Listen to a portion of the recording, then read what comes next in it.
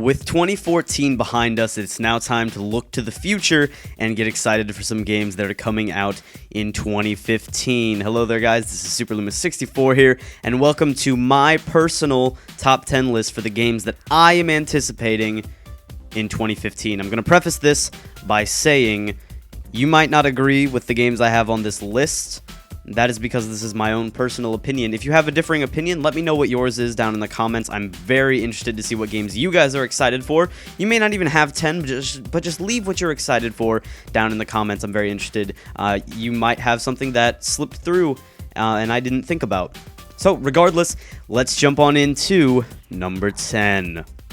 Coming in at the number 10 spot is Dark Souls 2 Scholar of the First Sin Edition for Xbox One, Xbox 360, PlayStation 4, PlayStation 3, and PC. Wow, that's a mouthful. Now, I know what you're thinking. Number 10 is a game that came out before and is a remaster of a game that's been out. Yes, I know. Look, I have an explanation for this. Currently, at this moment, I am playing through Dark Souls in my own time, and I'm absolutely loving it so far. Because of the fact that the way I play video games is I like to play them in order, obviously. I have not played Dark Souls 2, and I really want to. Dark Souls 2 Scholar of the First Sin Edition comes with all the DLCs for Dark Souls 2. Overall, this seems like a great way to play Dark Souls 2, especially since it will most likely, as you would assume, run so much better on the new gen consoles. And of course, PC, assuming you have a PC that'll run it good. With that said, let's move on to number 9. Number 9 is Overwatch for PC. That's right, Overwatch is a shooter that looks absolutely amazing. Blizzard's developing this one. The gameplay looks to be on point and fun. I absolutely love the art direction, and I really like the characters. You've got like a gorilla, you've got like a stealthy lady, you've got a big armored lady that's like super powerful, and you've got a bunch of different classes. It looks to be really, really interesting, and I'm really excited to play a diverse character roster in a game like this. Overall, I think the game looks very, very interesting to me, and it's something I definitely want to play. Now, I don't know a ton about it because it's one of those games that I don't want to soak up too much information pre-release. I'd rather kind of get to immerse myself in it when I get to play it, rather than knowing everything about it. So because of that, I'm not really going to say much else on the subject of the game because I don't know much else. All I know is that it looks great, and I'm very excited to play it. And with that, let's move on to number 8. So, number 8 is Halo 5 Guardians for the Xbox One. Now, I'm going to preface this by saying, despite the launch of the Master Chief Collection, which was buggy and really bad to begin with, and the fact that I wasn't the biggest fan of Halo 4, I still have hope that Halo 5 will be an enjoyable game. I enjoy first-person shooters, I'll admit that. I typically enjoy them a lot, even if they are on console. I prefer them on PC. But they're still pretty good on console, and I've played all the Halo games, and so at this point, I'm definitely in it just to see what happens to the story. I'm sure the multiplayer will be fun. I know they've got that multiplayer beta going out. I don't really want to spoil the multiplayer too much for me, so I haven't been looking too much into it, but I am definitely excited to see what Halo 5 Guardians is. I'm very, very excited to play it. I just need to get an Xbox One before I can. So yeah, overall, I think this game is going to be very enjoyable. I'm looking very much forward to it, in and of the sense that I want to see what happens next to Master Chief and what happens with Cortana. With that, it is on to number 7. So, number 7 is another game that I am very excited about, but don't know too much about, and that is The Division for Xbox One, PlayStation 4, and PC. I suppose I should say Tom Clancy's The Division for those platforms that I already previously mentioned. The game looks really fun. I'm not gonna lie, it looks really fun, and I've been totally engrossed by the game, and I've been excited to play it since I've seen the showcases at E3 and everything. It looks very interesting. I'm very, very interested in the story. From what I remember, and I could be a little off here, but hopefully I'm not, there was something about a disease spreading through money on the dollar bills and stuff on Black Friday, and that caused this group to be sent out to salvage whatever is left of the nation, and that is very, very interesting to me. From what I can remember, there's also going to be somehow elements of like crews, I would say, quote unquote crews, for online play and everything. It looks really, really fascinating. The game looks gorgeous. There was the trailer that just looked great. The game overall, it just looks amazing, and I'm very, very excited to play it. Coming in at number 6 is Persona 5 for the PlayStation 4 and the PlayStation 3. Now, this one I'm not going to say too much about, mainly because we don't know too much about Persona 5 yet, which is unfortunate. But what I can say is the whole reason that I'm hyped for this game is that I loved Persona 3 FES, and I loved Persona 4 Golden. I loved both those games. They were fascinating to me. I love the gameplay style. I love the fact that they're really in-depth stories and all this cool stuff. I don't know. And I like the combat systems in the game. I like the dungeon rating, all that stuff. I'm always interested by the story and the gameplay of these games. So these two games alone get me excited for the 5th installment of this series, which I'm hoping will be even better than its predecessors. Again, we don't know too much else about Persona 5. All I know is that I am definitely excited for it.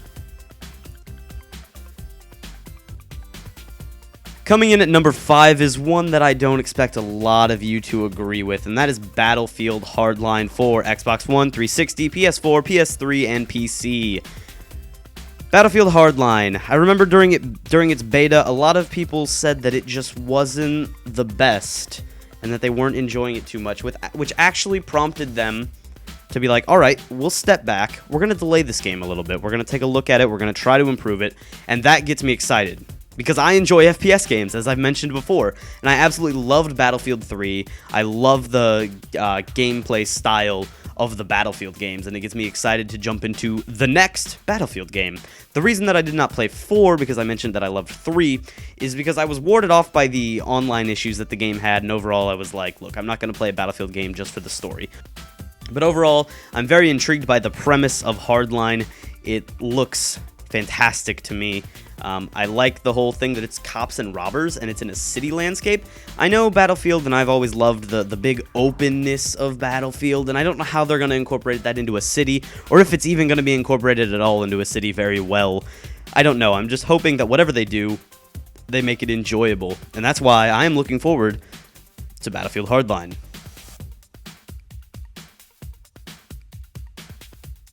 Coming in at number 4 is an exclusive for the PlayStation 4, and that is Bloodborne. As I've mentioned previously in this video, I enjoy Dark Souls. I'm very excited to see the first of the, hopefully, next generation of these action role-playing games from Software. The dark, gritty graphic style really interests me. I like games that have a dark, like, fantasy, gritty art direction for them, and it looks really, really cool to me. The game looks like it's going to be a challenge, because as far as I can tell, and I could be wrong, I didn't watch all of the footage from PlayStation Access. I think that was the name of it. I hope that's the name. I didn't watch all the footage from that for any of the games, really, because of the fact that I didn't want to spoil myself for these games, because I really want to experience them when they come out.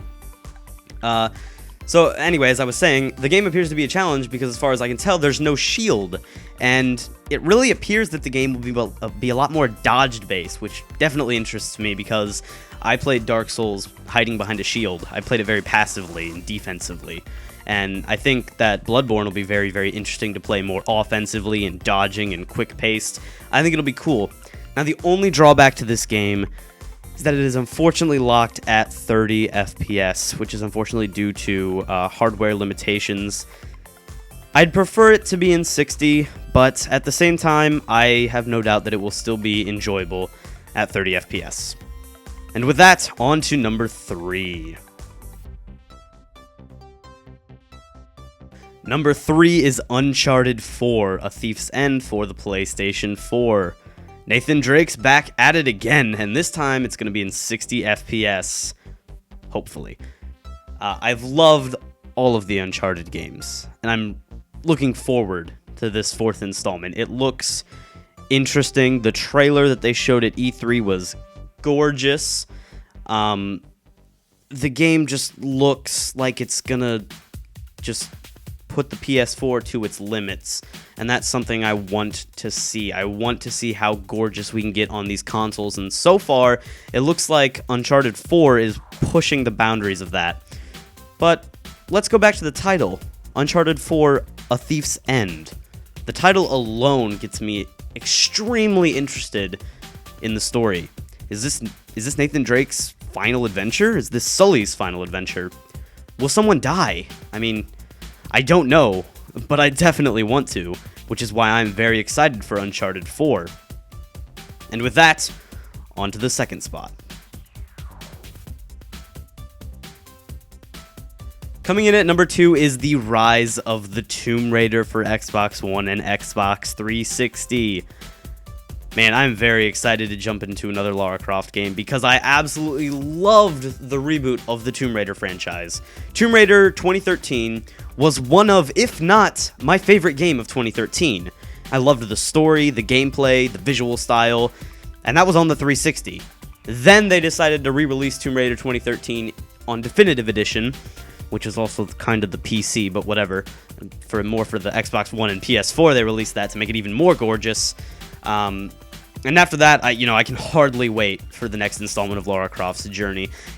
Despite the fact that there was the whole controversy with it being a Microsoft exclusive, and I don't remember if it was ever confirmed as if it was timed exclusive or if it was fully exclusive. Either way, I'm excited to play this game. I'm very, very excited, and I definitely want to see what is next in the story of Lara Croft. And taking the top spot is The Legend of Zelda for Wii U. So, The Legend of Zelda Wii U. Many people are going to disagree with me, but I loved Skyward Sword. I know there was a large amount of people that couldn't get past the motion controls and everything, but I'm saying that even though this game might not have motion controls, we don't really know yet. At least I don't think we know. Maybe I've missed something. Greatly apologize if I have. But mainly, I'm interested in this because every 3D Zelda game has been amazing to me. Ocarina of Time was revolutionary. Majora's Mask was dark and really, really interesting. Wind Waker was phenomenal. Twilight Princess is probably my favorite of the Zelda games. I love the dark, gritty style, as I've mentioned quite a few times throughout this video. And then there was Skyward Sword, and I know I prefaced this by saying that I loved Skyward Sword and many people disagree, but that was just to prove the fact that I've loved every single 3D Zelda game. I love them all. They're all phenomenal games. Which is why I'm super excited for The Legend of Zelda on Wii U. With this kind of history, plus the inclusion of what appears to be a pseudo-open world, not really full open world, but regardless, what more do you want from this game? It looks gorgeous. The art direction is beautiful. And even though I would have preferred a darker, grittier art direction, similar to Twilight Princess or that Wii U tech demo that we saw, I still think that the graphics in this game are gorgeous and that the game is going to be amazing to play. Overall, this game has me hyped beyond belief, and that is why it is my top spot for the top 10 games I anticipate in 2015. Now I know what you're thinking, a couple of the games that are very, very hyped up have not been included on this list, and I have two of them here to explain why. The first one is going to be Evolve, a game that's been really, really hyped over the past, year and a half. I'm not sure how long, but I believe a year and a half. The game looks generally fun and entertaining, especially with friends. But I'm just worried that if you play it for too long, that it's going to get stale. I'm worried that it's going to be one of those that's going to be fun for like the first month or so, and then, you're going to play it every once in a while, and then you're not even going to want to play it. I'm just hoping that they include more game modes in it and really kind of evolve the game to make it be long-standing and not ever get stale. Because if they can, then I think they've got a real winner on their hands. So, overall, just me being worried about the game getting stale is the simple reason that it's not included on this list. The other thing that I'm probably going to get some flack for is not including The Witcher 3 Wild Hunt on this list. Oh boy, The Witcher 3, I'm not going to lie, is the most gorgeous game that is going to be coming out in 2015. It's a game that's going to make you need to buy a new PC unless you already have a fantastic computer. The game looks just phenomenal. The game's going to be glorious, gorgeous, and generally fantastic. It's got, as I mentioned, stellar graphics. The world is beautiful, and it seems to have a fully fleshed out repertoire of side quests to just keep you coming back for more and more. I've praised this game so much, but why didn't I include it on this list? The simple reason is that I haven't played The Witcher 1 or The Witcher 2. I know, it's a dumb reason, but I can't, in my mind, I can't be hyped as much for this game if I haven't played its predecessors. So that's really the reason why. Overall, I think The Witcher 3 is definitely the game that I honestly want to see its final product of the most. I want to see how gorgeous the game was. It looked gorgeous in alpha. It looked amazing in alpha. You know, I want to see the game at its full release, and it's definitely something that I'm super, super psyched to see the final product of. But you know, just because of my own personal opinion of not having played the previous games, I did not include it on this list. However, I have no doubt that this game will blow minds, and I really think that a lot of people are going to end up needing to buy new PCs to play The Witcher 3 Wild Hunt. And with that, thank you all for watching the list of the games that I want to see in 2015, the games that I am the most excited for, the ones I anticipate the most. Remember that this is only my personal opinion, and your list may differ completely. You may not have any of these games on your list, but I am definitely interested to see what games you guys want to see. So leave those down in the comments for me. I'm going to read all of them. I'm very interested to see what you guys want to play in 2015. And with that said, thank you all for watching, and I will see you in the next one. Bye, guys.